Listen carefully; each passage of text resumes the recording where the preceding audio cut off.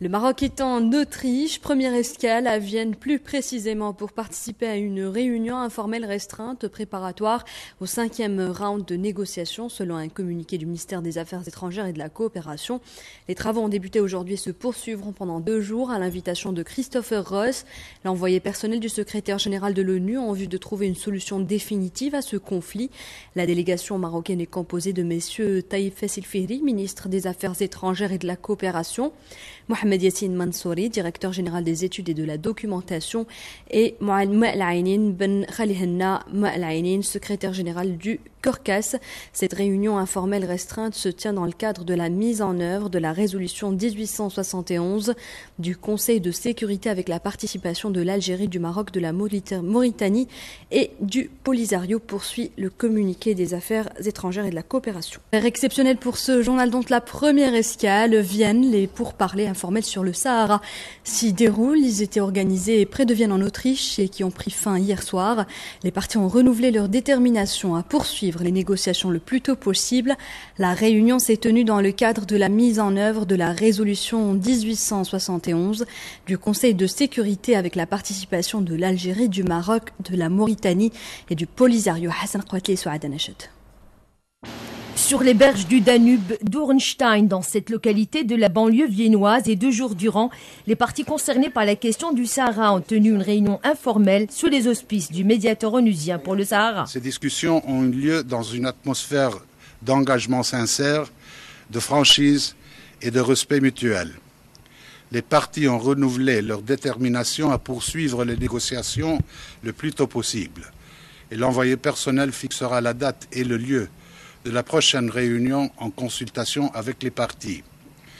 Des délégations des pays voisins, l'Algérie et la Mauritanie, étaient également présentes aux séances d'ouverture et de clôture et ont été consultées séparément pendant les pourparlers.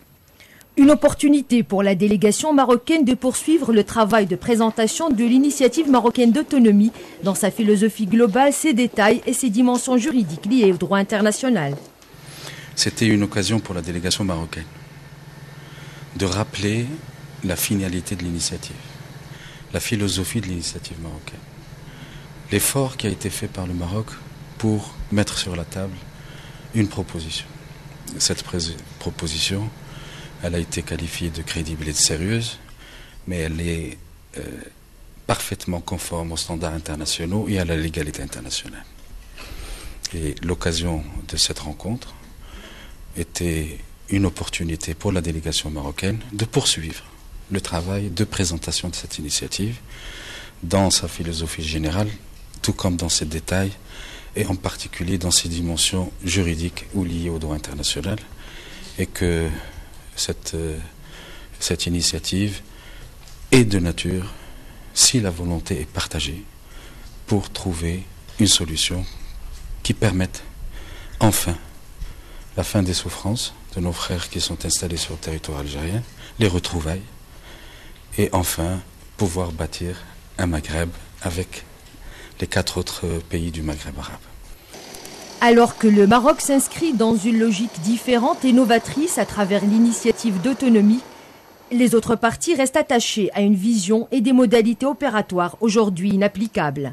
Nous avons constaté que malheureusement les autres parties rester attachés à une vision, rester attachés à des mécanismes et à des modalités opératoires qui ont fait, il a été démontré clairement qu'ils étaient inapplicables compte tenu de certaines complexités à la fois tribales et de réalité sur le terrain, et que